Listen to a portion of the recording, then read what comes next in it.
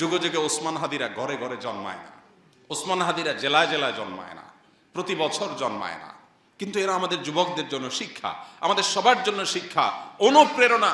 কিভাবে ক্ষুদ্র গণ্ডির ঊর্ধ্বে উঠতে হয়, কিভাবে ক্ষুদ্র চিন্তার বাইরে যেতে হয়, কিভাবে ভয়ের কালচারাল সংস্কৃতির দেয়ালকে প্রাচীরকে ভেঙে দিতে হয়, এটা শেখানোর মতো মানুষ ঘরে ঘরে হয় না। মুসলমানের সম্মান নিহিত আছে দুইটা জিনিসের মধ্যে, এক মৃত্যুর ভয়কে জয় করা, দুই দুনিয়ার মোহের ঊর্ধ্বে উঠা। বেঁচে থেকে কি হবে? বেঁচে থেকে কতকাল বাঁচতে পারবো? 1000 বছর তো বাঁচতে পারবো না, মরতে তো হবেই। তাহলে সে মৃত্যুটা কেন গৌরবের মৃত্যু হবে না? সে মৃত্যুটা কেন সার্থক মৃত্যু হবে না? সে মৃত্যু কেন হাজার হাজার তরুণকে উজ্জীবিত করবে না? সে মৃত্যু কেন বহু মানুষের বিবেককে খুলে দিবে না?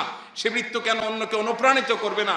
এই মৃত্যু কেমন মৃত্যু? যে মৃত্যু আমার একজন ভীরু মানুষের মতো মৃত্যু হবে। আমি পলায়ন পর হয়ে মৃত্যু কেন বরণ করব? এই মৃত্যুর ভিতরে কি সার্থকতা আছে? এই মৃত্যু তো সবাই বরণ করে, গরু ছাগলেরও তো মৃত্যু হয়। আমি মানুষ, আমি প্রাণী, আমি মুসলিম, আমি আল্লাহর নবীর উম্মত, আমি বড় বড় সাহাবীদের অনুসারী, অতএব আমার মৃত্যু তো অন্য 10 জনের মৃত্যু মতো হতে পারে না। আমি একজন আদর্শবাদী মুসলিম হতে হয়। আমার চোখে মুখে থাকবে দুনিয়া জয় করার স্বপ্ন, আমার চোখে মুখে থাকবে অন্যায়ের বিরুদ্ধে কথা বলার স্বপ্ন, মাজলুম মানুষের পক্ষে কথা বলার স্বপ্ন, অন্যায় অনাচারের বিরুদ্ধে কথা বলার স্বপ্ন। এটা যদি চোখে না থাকে, এই পুরুষত্বের দাম কি?